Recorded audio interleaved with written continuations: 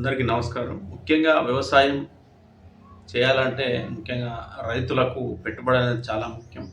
అంటే ఎరువు బస్తాలు కొనడం కావచ్చు, తర్వాత ఆ రసాయనాలు పిచికారీ చేయడం కావచ్చు, కూలీలకు డబ్బులు ఇవ్వడం కావచ్చు. మొత్తం మీద అయితే పెట్టుబడి లేనిది వ్యవసాయం అనేది చాలా కష్టం. అది దృష్టిలో ఉంచుకునే మరి గత ప్రభుత్వం నుంచి కూడా ఈ రైతులకు సహాయం పేరుతో కొన్ని పథకాలు కూడా తీసుకురావడం జరిగింది. రైతు బంధు లాంటి ప్రస్తుతం మరి తెలంగాణ అంటే రేవంత్ రెడ్డి ప్రభుత్వం రైతు భరోసా అని ఒకటైతే వాళ్ళకు స్కీమ్ పెట్టి రైతులను ఆదుకుంటూ వస్తుంది. కానీ రైతులకు ఇచ్చే ఏదైతే ఈ రైతు భరోసా డబ్బులు అంటే సమయానికి పడటం లేదనే ఒక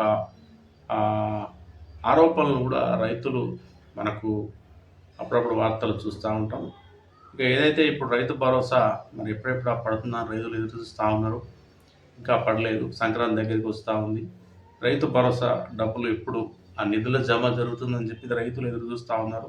అయితే ప్రస్తుతం అయితే ఒక అప్డేట్ అయితే వచ్చేసింది.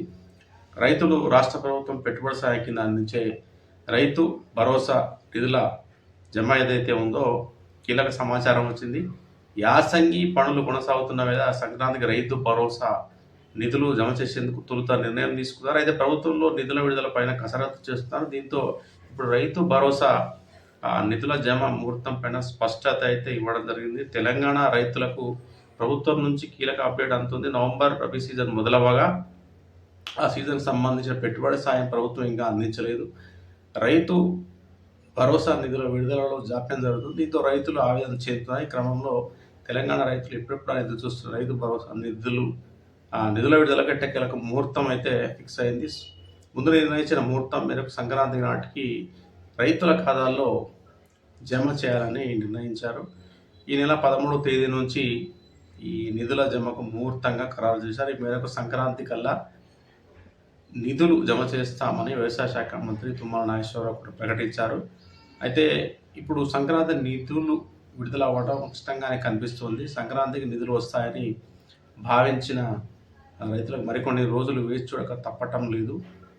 ప్రభుత్వం నుంచి అందుతున్న తాజా సమాచారం మేరకు జనవరి చివరి వారంలో మరి రైతు భరోసా నిధులు ప్రభుత్వం విడుదల చేయాలని నిర్ణయించింది.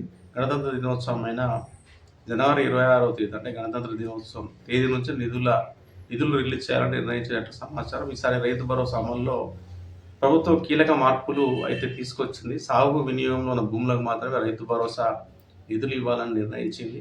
పథకం అమలు అర్హత పైన కొత్త రూల్స్ అయితే తీసుకొచ్చిన విషయం అందరూ తెలిసింది. అయితే శాటిలైట్ సర్వే వల్ల రైతు భరోసా నిధుల విడుదలలో జాప్యం జరుగుతుంది. ఇప్పటికీ నా ఛానల్ని సబ్స్క్రైబ్ చేయగలరని